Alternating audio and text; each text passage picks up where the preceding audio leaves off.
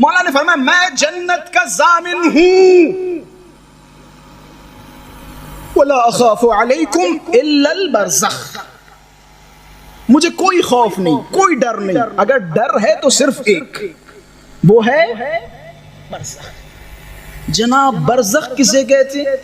برزخ الحاجز بین الشیئین، برزخ کہتے ہیں دو چیزوں کی درمیانی شے کو، بینہما برزخ لا یبغیان، اگر قرآن مجید سورہ مبارک الرحمن کی آیت ذہنوں میں ہو، ان دونوں کے درمیان برزخ ہے جو ایک دوسرے پر غلبہ نہیں کرتا، اسے کہا جاتا ہے برزخ۔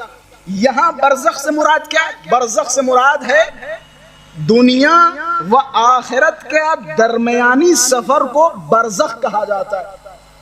ایکسپلین کر رہا ہوں مزید۔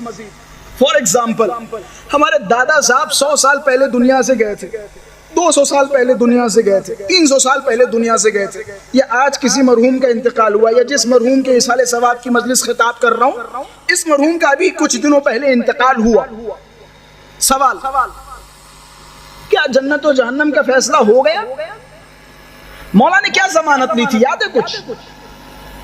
حضرات معصومین نے ضمانت کیا لی تھی؟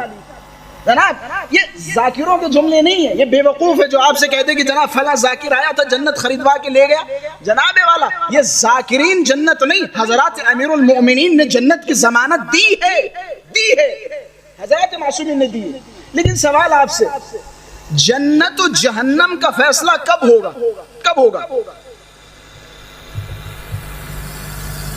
ابھی ظہور حضرت باقی ہے، قیامت سے پہلے ظہور حضرت ہوگا، پھر قیامت ہوگی، پھر میدان محشر سجے گا، پھر وہاں نام اعمال رکھے جائیں گے، وہاں جنت و جہنم کی تقسیم ہوگی۔ ہمارے دادا صاحب مثال کے طور پہ 200 سال پہلے مر چکے تھے، ابھی جنت جہنم پہنچے نہیں پہنچے، آج کسی صاحب کا انتقال ہوا، جنت جہنم کب آئے گی؟ بہت لمبی دیر ہے نا، ابھی کچھ پتہ نہیں، کسی کو علم نہیں ہے قیامت کا۔ اب ذرا تصور کریں حضرات معصومین کے جملوں پر، رسول گرامی کے جملے کیا تھے؟ ھذا سفر طویل، مسکراتے ہوئے جملہ نہیں فرمایا، روتے ہوئے جملہ فرمایا، کچھ تو ہے کہ راستہ بڑا لمبا ہے۔ امیر المومنین ہائے اور واہ ویلا کے ساتھ فرما رہے قلت الزاد، زاد سفر بڑا تھوڑا ہے، راستہ بڑا لمبا ہے، صرف لمبا نہیں وحشتناک ہے، ڈراؤنا ہے، خوفناک ہے۔